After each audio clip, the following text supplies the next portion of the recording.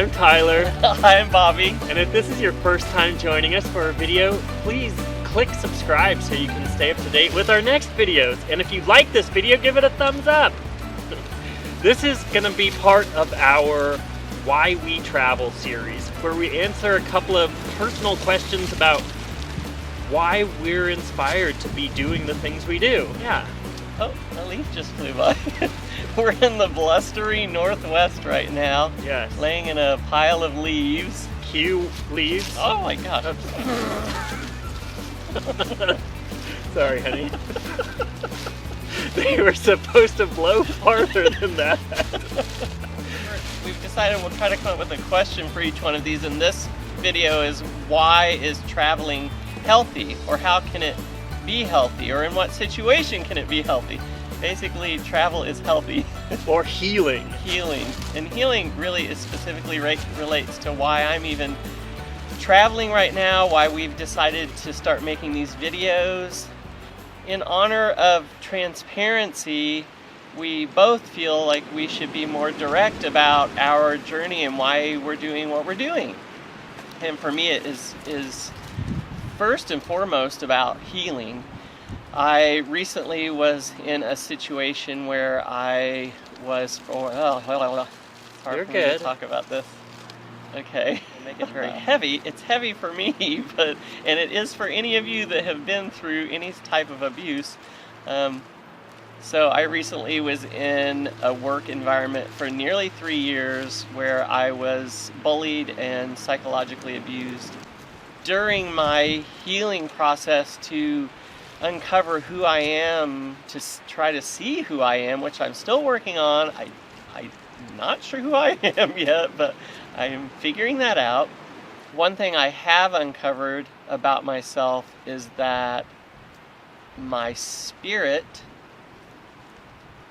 which was crushed, but I've been able to start seeing that my spirit, a part of who I actually am, is that I need to travel. Even more than that, I'm discovering as we find a way against odds or with the odds to be able to travel, I'm discovering how healing travel innately is. It gets me out of my bubble. I get to engage with different sights, sounds, smells, different people, different ways of thinking, different foods, different. For me, that is the key element, and it really does shake up my head, my thoughts, my heart.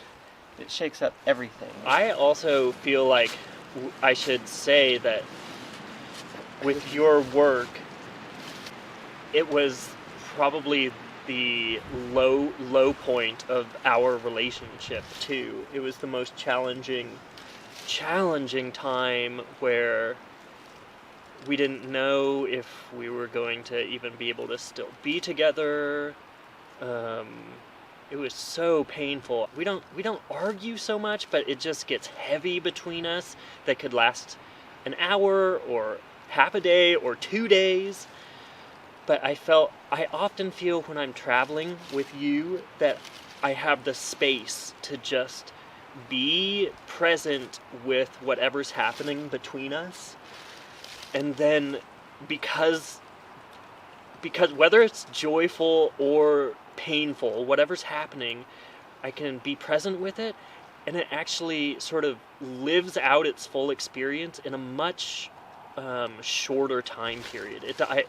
I don't hold on to it. It moves. Mm-hmm. When we found a way, are finding a way, trying to create a way to travel and make money, then this thing that is healing and supports me on my own, supports you on your own, and supports us as a couple, then if we can make this happen, at least that's our goal. To see, we're trying, we're like giving it a shot to see if this thing that we believe is a balance between, it's not bringing any money in right now, but hopefully will, but that would be bringing money and we can do this thing that's healthy for us at the same time. Airplane.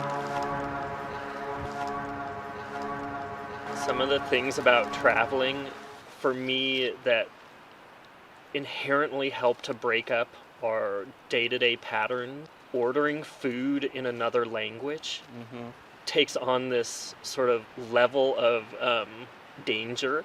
Not really dangerous, but there's a certain like anxiety around that where I have to figure out how I'm going to feed myself and figure out how to communicate with this other person. And when my mind, it has to focus on that, everything else drops away. It's self-imposed survival mode. Yeah. And things like, okay, so right now it's really cold. But not that cold. It's like pretty cold. My fingers are getting numb. But like in Bangkok, walking around Bangkok streets, and where both of us are literally pouring sweat, and yet we have a plan to go walk around Chinatown in Bangkok, and we're gonna do it. We're gonna figure it out, and even though we're so hot and really just want to be in air conditioning. Yes. And there's something about that too, just like facing the reality of the situation that I'm in. Yes. That again, it just like forces everything that's not in this moment out of my experience. Yes. I don't know anything else. I don't really know much of anything. I know my fingers are numb right now. Yeah. Feels pretty good, actually. Okay. I'm alive!